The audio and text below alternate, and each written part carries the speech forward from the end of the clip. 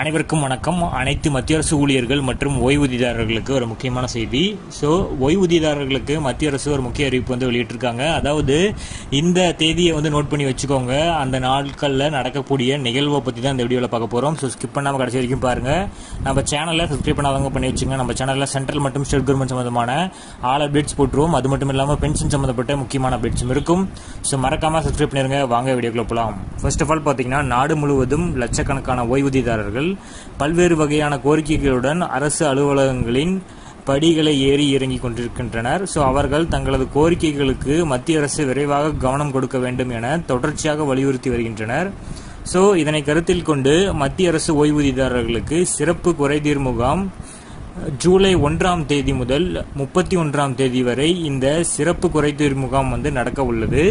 So இதனை மத்திய ஓய்வூதியத்துறை இணையமைச்சர் டாக்டர் ஜிதேந்திர சிங் அறிவிச்சிருக்காரு. இந்த முகாமில் கலந்து கொண்டு ஓய்வூதியதாரர்கள் கொடுக்கும் மனுக்கள் மீது அரசு உடனடியாக கவனம் செலுத்தும் என அவர் தெரிவிச்சிருக்காரு. ஸோ ஓய்வூதியதாரர்களின் குறைகளை நிவர்த்தி செய்வதற்கான 2ஆம் கட்ட சிறப்பு இயக்கத்திற்கான வழிகாட்டுதல்களை ஓய்வூதியத்துறை அதாவது இணையமைச்சர் டாக்டர் ஜிதேந்திர சிங் ஜூன் 18ஆம் தேதி வெளியிட்டார்.